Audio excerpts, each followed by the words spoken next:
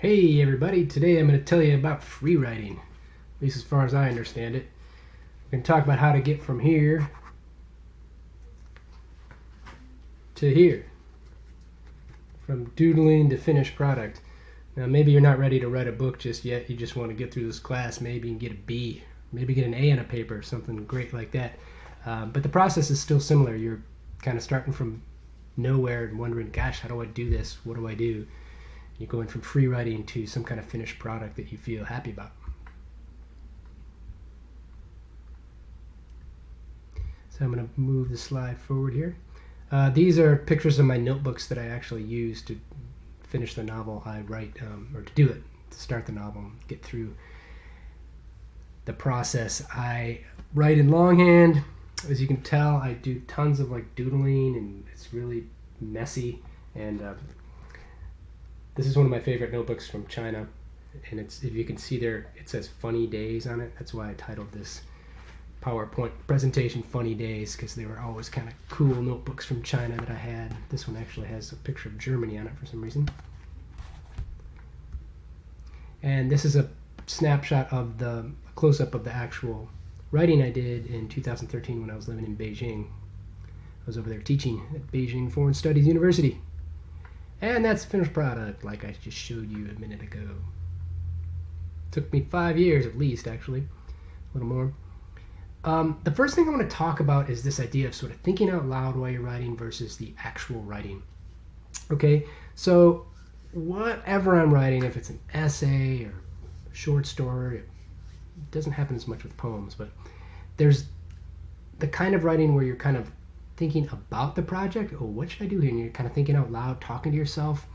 And then there's the moments when you get into it. And sometimes what I find I have to do is I have to think about the writing before I get into it. It doesn't always happen that way. Sometimes it goes the other way around. Sometimes I get right into the writing and I'm describing something and I'm immediately into a scene or something like that. And that's great when that happens.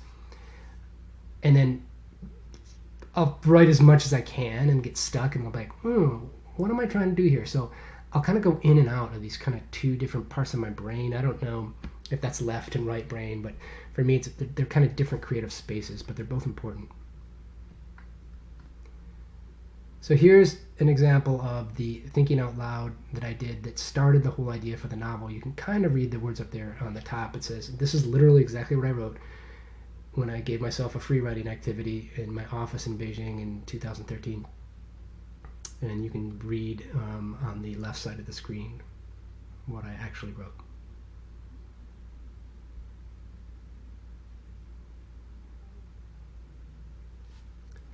And if you look carefully here, you see this, it says here, I imagine that, and I just trailed off. So I got some other idea. I think what happened was I got a first line. So that bottom part, I am writing from a prison in blank, that's the actual writing when I'm into it. And you notice that there's a blank there and a question mark. That's because I didn't know where I was, what I was going to say. And you can do that in your essay writing too. You don't know a word, you don't know really what you want to say, or you want to look something up later, then use spaces or use brackets like right here. I know that means, the bracket means I'm going to change that word, and you can see all kinds of stuff crossed out. I mean, everybody does that. Nothing too fancy there. I like this picture of bamboo scaffolding because when I was in China, they were still using bamboo scaffolding, and it's pretty amazing stuff how light and strong it is. But the point here is that writing is not a linear process. You're not going to go from step A to B or from the ground up in the way that if you build a scaffold, I've never done one, but I imagine if you build some scaffolding, especially out of bamboo, you kind of have to start from the bottom and work your way up. Writing's not like that. You might start like here. That might be the actual beginning, and then what was at the bottom in the beginning ends up being the end or something like that. But even in your essay writing, I want you to really feel like, okay, it's all about invention, exploration, improvisation, wandering, not knowing, feeling your way through the ideas. And don't ever forget that all writing is creative. So here's an example of the first page. This is the first page of the book. Okay, so it's not the same first page that I wrote in the notebook, and that's probably not too surprising to anybody that the first page would be different in the finished product.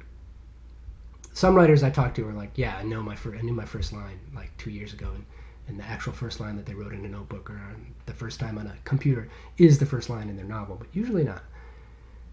What we see here is in the actual second page of the finished product, the published novel, here's where we find the line that was the first line from the notebook. The actual first line from the notebook never made it into the novel, but very close. Like one of the earliest piece of writings I did is this part right in here. So my character says, "But today it is raining and the breeze coursing through the propped open window seems fresh compared to the smog of Beijing. I sit in a wooden chair to the left of the entrance, looking out through the bars into the corridor, listening to the cold hiss of the radiators. This is how I do my writing. No pen, no brush, no inkstone, only memory.